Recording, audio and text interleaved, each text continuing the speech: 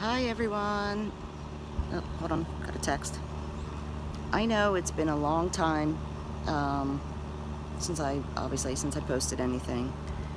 Was dealing with a lot of family stuff, and then more family stuff, and some personal stuff. And some of it, when I say personal, I probably will post something. I mean, I don't have a lot of subscribers. I might go live, I don't know, on some other topics, like things that I've been dealing with, and I just want people to know that if they too are dealing with the things that I'll be discussing about myself, they need to know that they're not alone. But I just wanted to get on here and say hi to everyone and check in. I'm sitting outside. Finally, we're done with the cold weather. I think it's supposed to go up to about 80 today. And I'm sitting here enjoying it. But I just wanted to make a couple comments about all this stuff that's going on in the political world. I do have a problem with some of the things that Ilhan Omar has said. I don't understand people that want to come to this country. They come to this country because they're fleeing. Like, what's she from, Somalia? Could you imagine if she was saying the things that she said here, over there? She would never be in a position to.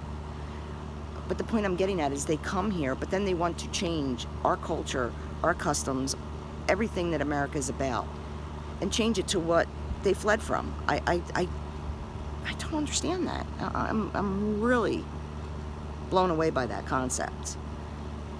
And the other thing I will say is, I honestly don't know, the next election will be here before we know it. Obviously, the Democrats want to keep Trump in the negative light. I think hoping that more people will be turned off by him and not vote for him in 2020.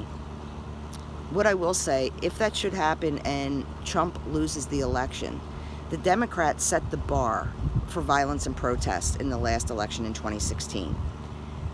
If Trump loses this next election, the violence and protest that the left did will look like child's play next year if Trump loses the election, in November 2020.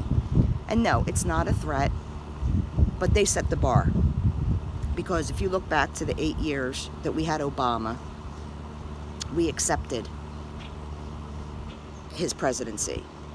Now, as a disclaimer, I've said it in another video, or maybe a couple, I did vote for Obama the first time, 2008. I did not vote for him the second time. But the case in point is there was none of this shit going on, none of this protests, none of that junk. And I think those of us that voted for Trump, we also knew that we weren't electing a choir boy when we voted for him. I think he's the first president that, in my time that I can remember, that really was for the people and is trying to follow through on his campaign promises. But, well, I guess we'll just have to wait and see. I certainly did not appreciate the disrespect that was shown to Bill Barr during his testimony, the hearing. I caught bits and pieces of it, but the Democratic Party right now is just an absolute disgrace. They say everything that they say, all the disrespect that they show, but yet they demand respect. That's not how it works. I mean, yeah, I know it's the double standard and the hypocrisy, and the Democratic Party is the poster child, or poster children for hypocrisy. But shit's got to change. I mean, it really does. Bernie Sanders, socialism, free everything. Well, anyway, I don't need to go over all that. The other thing I will say is, as far as Biden goes, I'm a Gen Xer. There's a couple things I want to say. First of all, when I was growing up, there were a couple things you never asked people. One was you never asked someone how much money they made at their job. And two, you never asked the person who they voted for. That seems to have all gone by the wayside. But as far as Biden touching people, creepy Joe Biden, can you guys let me know? I grew up with this, the 3 feet rule of personal space. And when This stuff came out about Biden, and I was talking to different people about the 3 feet rule. People looked at me and were like, well, what is that? So I'm really shocked. I thought more people knew about the 3 feet rule, and it's very simple. When you're talking to someone, the space 3 feet in front of you and all around your person is personal space. So that will help gauge if you're too close to somebody else, if you're talking to them, or if you're worried about making them feel uncomfortable. So I'm curious, did you guys, any of you guys ever hear of the 3 feet rule? Let me know if you'd like in the comments. Anyway, I just wanted to check in, blab a little bit, vent, ramble, because that's what I'm good at, rambling. But I said, I'm hoping, you know, I will get on some serious topics, you know, things that I was going through that kept me off from posting off of YouTube. Because I do want people to know that they're not alone. And I want people to know also that regardless of your political affiliation, it does not define us as people. And that's, I think, the really saddest part of all this right now, is that everybody is, if you're a Republican or you voted for Trump, you're being called a racist.